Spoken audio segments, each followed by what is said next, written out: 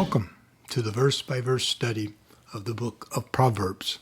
We shall finish chapter 11 today, beginning with verse 15.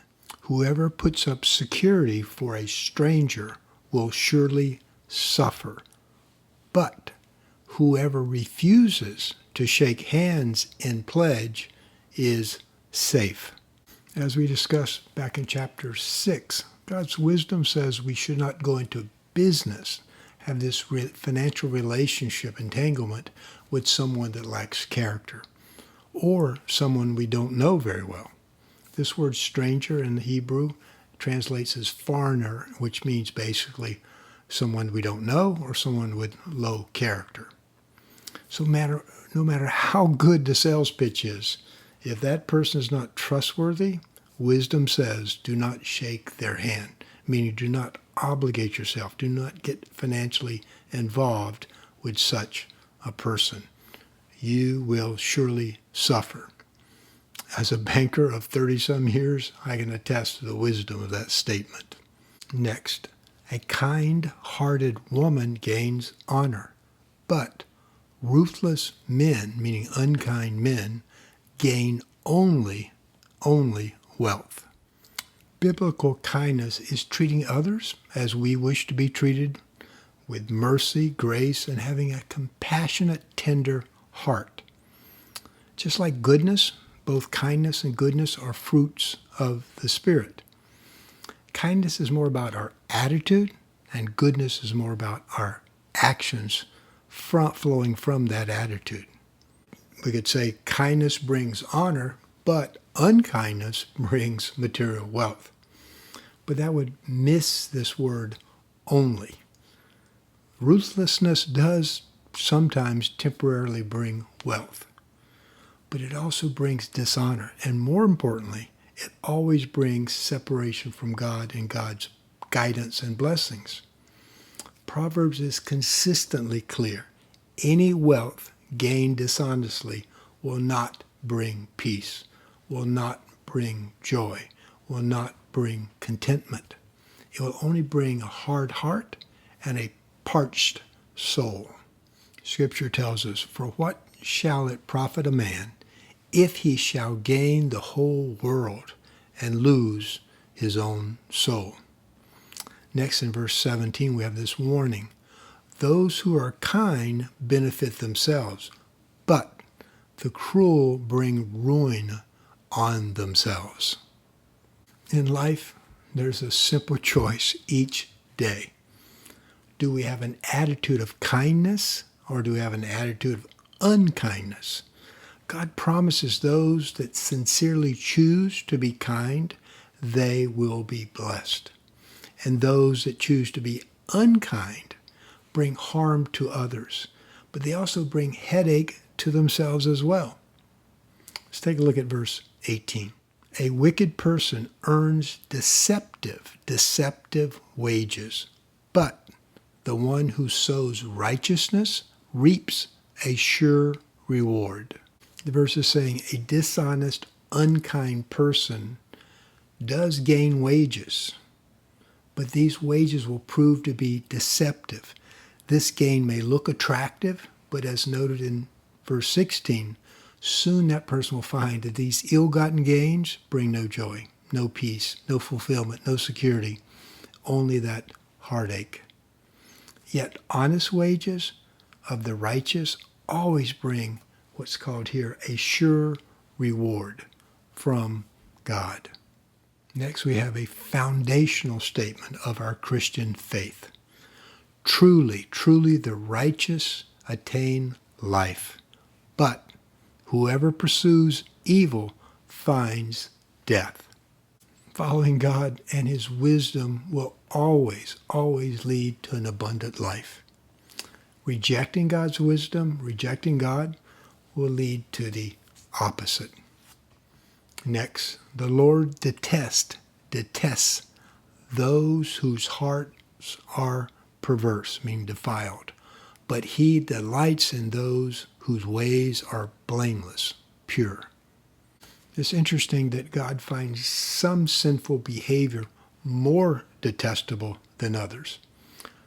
Perversive acts is one of those detestable actions. Why? Because it harms others, but at the same time it pollutes and hardens our heart, the person that's doing the perversion. We begin to lose our spiritual sensitivity. Perversion includes a wide range of behaviors: pornography, foul speech, abusiveness. All these are the opposite of kindness and goodness. Next, another godly guarantee. Be sure of this. Be sure of this. The wicked will not go unpunished, but those who are righteous will go free. It may sometimes appear that the wicked are getting away with it, but God has promised, guaranteed, that justice will be served. We can take confidence that God will settle all accounts of wrong.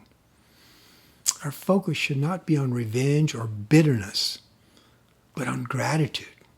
Gratitude that Christ has settled our own accounts at the cross, and therefore we are able to go free without guilt and that burden of sin. This is what was meant in Isaiah 61:10. I will rejoice greatly in the Lord, for he, Christ actually, he has clothed me with the garments of salvation. He has wrapped me with a robe of righteousness. Not us, but he has wrapped me with a robe of righteousness. Next, like a gold ring in a pig's snout is a beautiful woman who shows no discretion. During this period, some wealthy women adorned themselves with a golden nose ring. We saw that in Genesis chapter 24. Rebekah was presented with such a gift. It was viewed as a sign of both beauty and wealth. But this verse is saying external beauty and wealth will never be compensated or substitute for the lack of discretion. Meaning that discretion means character, grace, and exercising God's wisdom. Basically, it means putting lipstick on a pig does not change the pig's character. The desire of the righteous ends only in good, but the hope of the wicked only in wrath. The heart's desire of the righteous should be what? God's will, because that always will end in goodness. The heart desire of the wicked is increasing personal gain at the expense of others. It's insatiable. And it will only end in wrath, which literally means boiling over. When we're consumed with our own unchecked selfishness and arrogance, that never ends well. Now the next two verses have a similar theme. One person gives freely, meaning graciously, kindly, yet gains even more. Another withholds unduly, unkind, but comes to poverty. A generous person will prosper. Whoever refreshes others will be refreshed. Again, we have a powerful promise from God that you and I can never outgive God. Those with a kind heart will prosper. Those with a hard heart will come to be impoverished. Now, this doesn't necessarily mean financial prosperity or financial poverty. What it does mean that those with a kind heart will have an abundant life, a life of purpose and a life of contentment, of peace, versus the hard-hearted will never be satisfied, never have that sense of peace and no true joy. Their life will be impoverished. The author next gives us an example of a hard-hearted person, starting in verse 26. People curse the one who hoards grain, but they pray God's blessing on the one who is willing to sell. During times of famine, some unkind, hard-hearted farmers would hoard the grain and refuse to sell it except to the rich at these exorbitant prices, while other, quote, kind-hearted farmers would sell at fair prices. And what the proverb is telling us is a promise that those that do right will gain in this world. Those that do wrong will lose in this world. We have a similar message in the next verse. Whoever seeks good finds favor from God. But evil comes to the one who searches for it. Again, a godly promise. We will reap what we seek and sow. If we plant and seek goodness, that's what we shall find. If we sow evil, seek evil, that's what we will reap. Those who trust in their riches will fall or fail, but the righteous will thrive like a green leaf. If we solely place our trust in our possessions, we will be sadly disappointed.